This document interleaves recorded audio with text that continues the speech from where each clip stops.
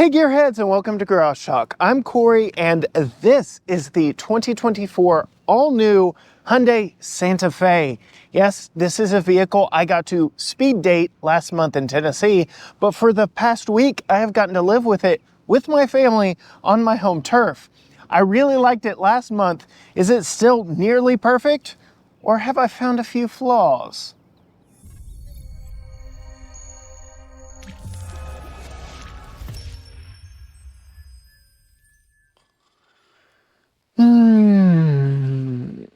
Oh, hello.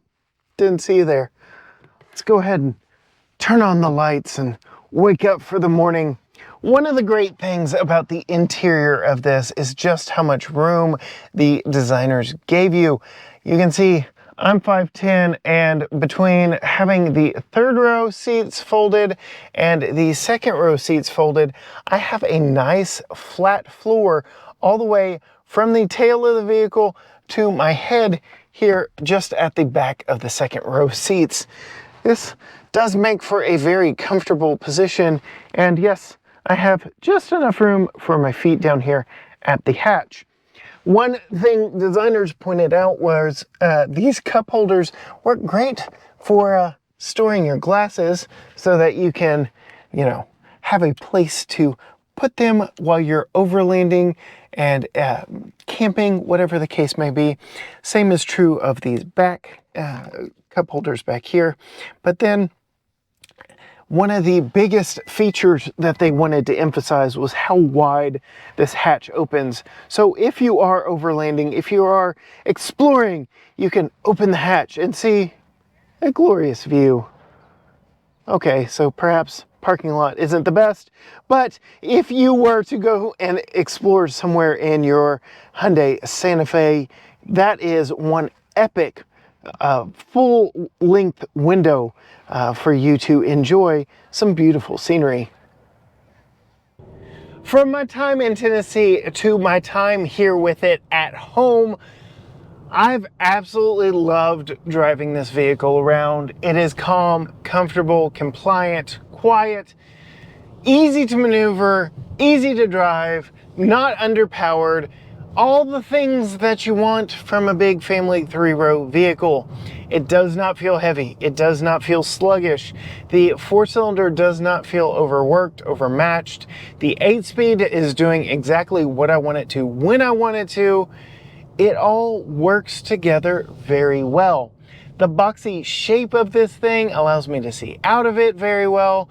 There's just a lot to really like about this, but let's dive in first to the powertrain options on this one. There are two powertrains available in this vehicle, but as I am recording this, this is the only powertrain you can actually get. This is the base non-hybrid 2.5 liter turbocharged 4-cylinder, and it is a fairly good one. We do have all-wheel drive on our model, but you can also get front-wheel drive. This 2.5 liter Turbo 4 makes 277 horsepower and 311 pound-feet of torque, all mated to a very good 8-speed automatic transmission. The optional hybrid is one that I really want to sample. It makes a combined 231 horsepower and a combined 271 pound-feet of torque, mated to a 6-speed automatic transmission. And yes, you can also get all-wheel drive on that one as well. With that 1.6 liter turbocharged hybrid 4-cylinder in the hybrid model, you are expecting better fuel economy than what you get here in this 2.5 liter non-hybrid Turbo 4.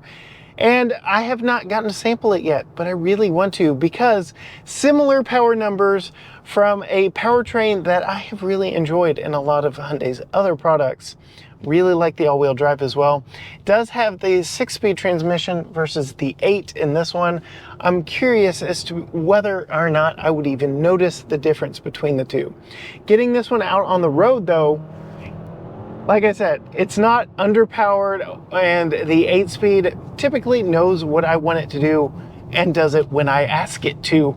There are different drive modes here. I've got normal, sport, my, and snow. And because I do have an all-wheel drive version, power does go to all 4 wheels when needed. I do have a 4-wheel drive lock button right here that does permanently send power to all four wheels, but this is primarily a front drive platform. So there is that. Going back to fuel economy numbers, we've really done a lot of heavy city driving and a lot of sitting still in this one. In our nearly 150 miles of driving it, we're seeing 17.4 mpg, which is not perfect. It's not really good. It's not even what the Windows sticker predicts or shows you. But again, we've done a lot of school pickup lines and such with this. So that's not really a fair judge. And again, we've only had it for a week, so we are slightly limited. Some things I really like about this, the boxy design. Not only does it look good from the outside, yes, I feel like I could talk about the styling of this thing all day long, from its very flat dimensions up front, all the H's that we find all over the place on there. Let's see, we've got one in the headlight there, one in the headlight there. I guess you can count the logo there. But you can see the body color lower bumper is even a very wide H all unto itself with all the black accents surrounding it. Lots of H's hidden on this vehicle. As we pull around to the side, you can see more of the flat styling of this one that I really like. I also like the gloss black lower accents. One thing that the hybrid model does not offer is these 21-inch wheels wrapped in Pirelli rubber. These are two 45 R21-inch Pirelli Scorpion MS tires wrapped around these very unique 21-inch wheels. The hybrid models only get 20s. So yeah, that is definitely one reason why I may shop for this one over the hybrid model. As we come out and view the full profile of it, very, very clean, very sleek look. I really like this earthy bronze paint. It is a matte, and you can see I did just run it quickly through a touchless car wash, and that cleaned all the water spots off of it. It has a nice satin finish to it that I really like, but yeah, we still have a little dirt down the side of the vehicle. That speaks more to the touchless car wash than anything else. Be sure and ask your dealer if you plan on getting one of these matte paints as to the long-term care of them. But yeah, matte paint really makes this thing look more premium and upscale. I also like how the window line, if you follow that roof line, is actually kind of tapering off to make this feel and look like it's going much faster than it actually is, even when it is sitting still. Some other very cool designs here on the side is this extra window right here. So many other automakers will put like this strip of plastic right here, and then this window will be recessed to match the roll down window. But this just gives a much more classy premium look, having this raised window out here versus having kind of that sunken in window. Check out any other mainstream three-row vehicle or SUV just in general, and you'll see exactly what I'm talking about. Usually this window is sunken in and not a full glass panel like that. I've talked about this repeatedly here on the channel, but one very interesting note is if you don't want people getting into it, you can actually lock it right here, and that keeps it flush and keeps people from getting in and messing with it. But that does allow you to climb up and get up on top of your vehicle to put your kayaks or whatever additional accessories you would need up here. It also allows you a good opportunity to make sure everything is clean and nice up here, and you can keep an eye on this glass roof as well. Climbing down, coming around to the back side of it, this is perhaps the most controversial piece of the vehicle. Again, we do have more H's in those taillights. They designed this vehicle from the back and worked everything around the back of this vehicle. One of the biggest things they wanted to feature was a very large, largest in its class, rear opening hatch for things. You can see just how flat the floor is all the way from the back of the second row seats to the back of the vehicle, which gives you so much room for camping, for overlanding, whatever the case may be. Some other unique features back here, you've got some additional power points, USB-Cs on both sides of the vehicle. You have AC vents on both sides of the vehicle. You also get a household style plug back here as well. So again, overlanding, camping, whatever the case may be. And you have rear AC fan controls back here as well. Very nice. And you can both lower and raise the power folding second row seats from the back of the vehicle, which is a very nice touch as well. Again, comes in handy when you're overlanding. This is a power opening hatch. You can just hit the button right there. You can open it from the key fob, or you can use Hyundai's smart key system where you just stand behind the vehicle with it locked and the key on your person. It'll beep 3 times at you and then it'll open up. But this is larger in all dimensions back here in the back. When you get the hatch open, you can see just how long these braces are, these gas struts are for holding the hatch up, and that is one of the reasons why the taillights are so low, is because of the mounting points for those struts right there. And as you can see, when the hatch opened, our taillights actually moved down to those lights down there in the bumper. But this is wider and taller than previous Santa Fe models and is one of the biggest openings in the class. As we get back here, you do have some additional storage underneath. If we had the roller shade, it could be hidden underneath here, but there you have your jack and equipment underneath there. It is a very shallow cargo area with those seats up, but you can very easily fold those seats down and get more cargo space back here. This is where most Santa Fe's are going to ride normally. And then if you want, you can push the button right there, and that power folds the second row seats down and gives you a nice wide opening all the way across. It translates very well in here as well. All the windows are big and wide and easy to see out of. That back window is very large and wide and easy to see out of. And I do have, if a lot of heads or cargo are blocking that rear window, a rear view camera mirror here for viewing use. The camera is actually mounted outside the vehicle on that rear spoiler back in the back, but I really don't need it because I have such a clear view with that back seat down, with the headrests of the back seat down, out that very large window back behind me. Very excellent visibility in this one. The mirrors are good size. Again, all the windows are so large, it is very easy to see out of this one. There are some other unique cues that I'm gonna have to move in a little closer to you to talk about. I typically don't sit in the passenger seats in videos that I review by myself, but there's a lot of stuff I wanted to talk about here in the passenger seat as well that it just makes it so much easier. You can absolutely tell when this car started its design process and all of the engineering work, and there is no better giveaway than what hides behind this panel.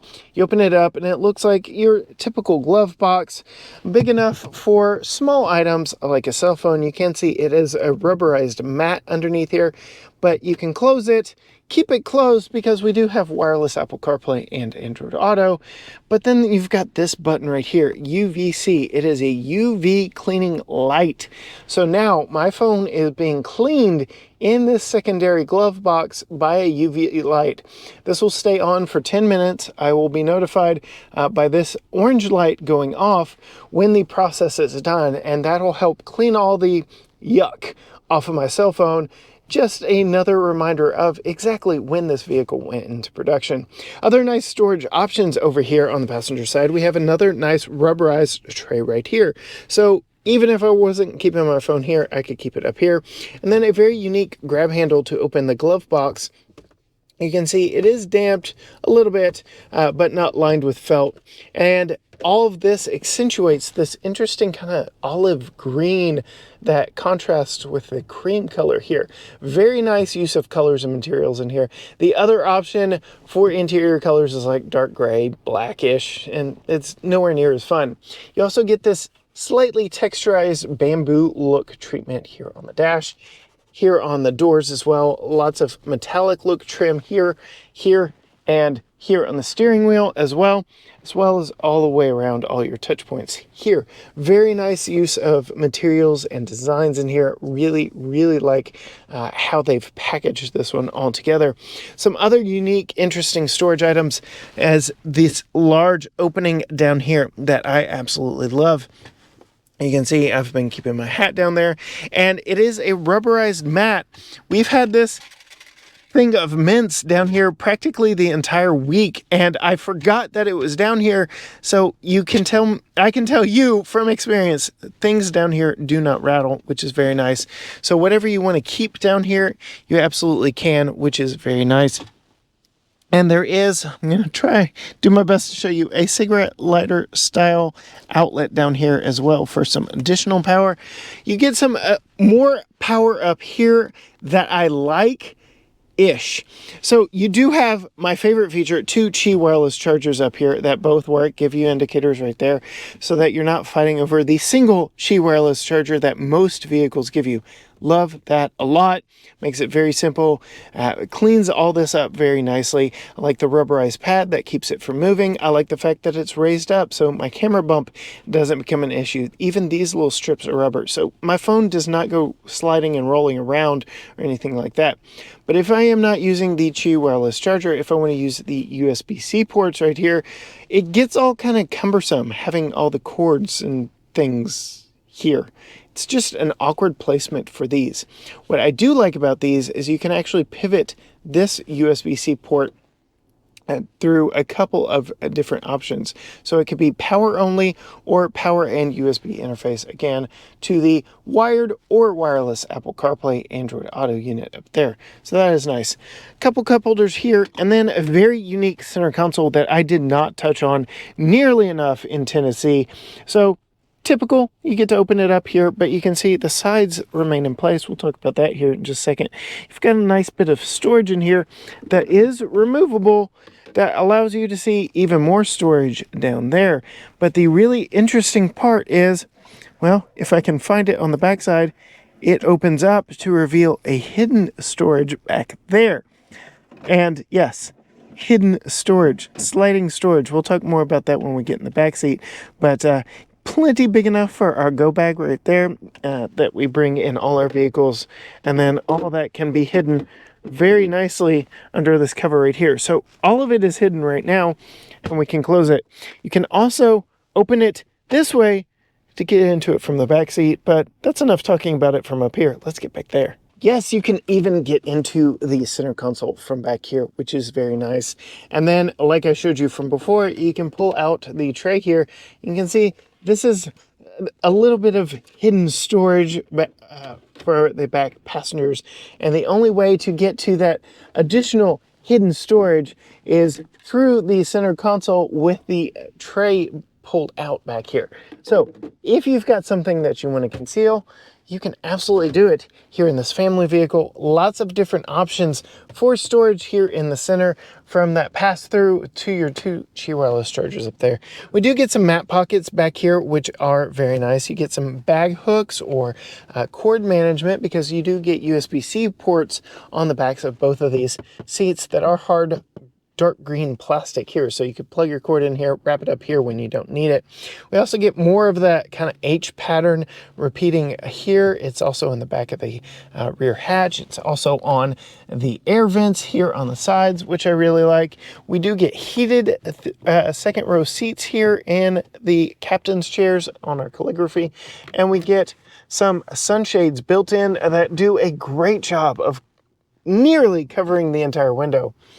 I do like the suede headliner, but something my wife pointed out, typical with suede, you do get all these patterns and marks in here that you can mostly get rid of, but there are a few spots here on the cover for the front sunroof that just aren't going away.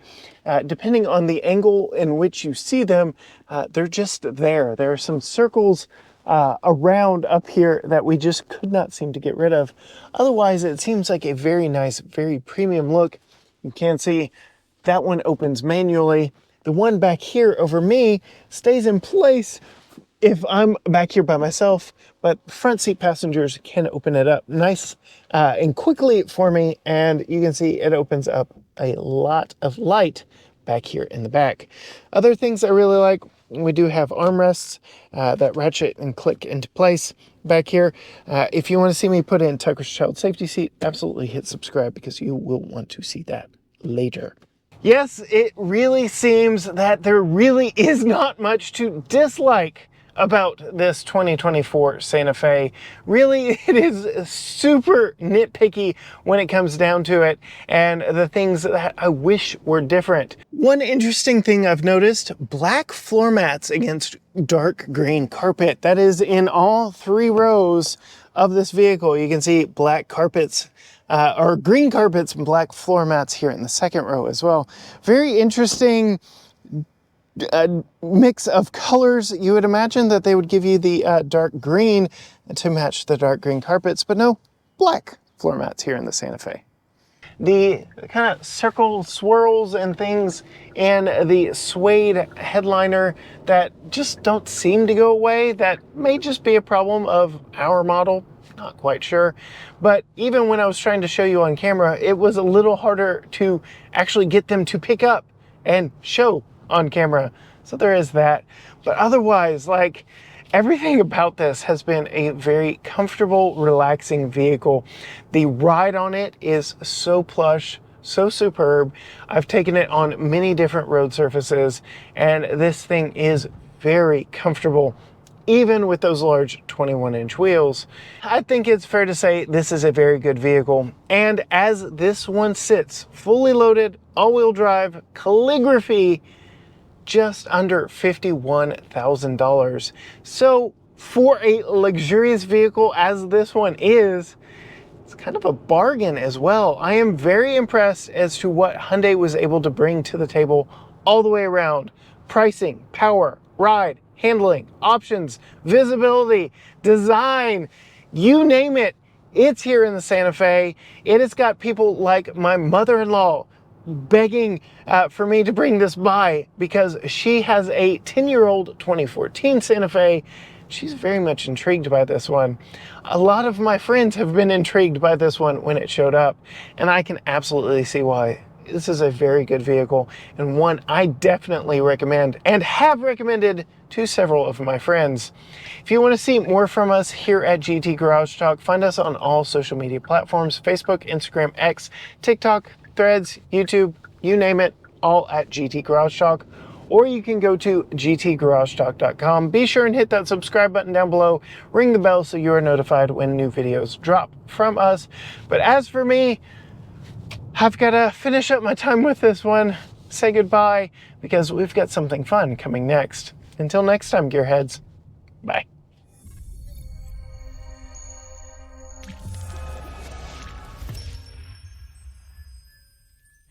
That 4-cylinder doesn't sound terrible. It doesn't sound the best. It's not a V8. I'm a V8 guy, but it's got a nice sound to it.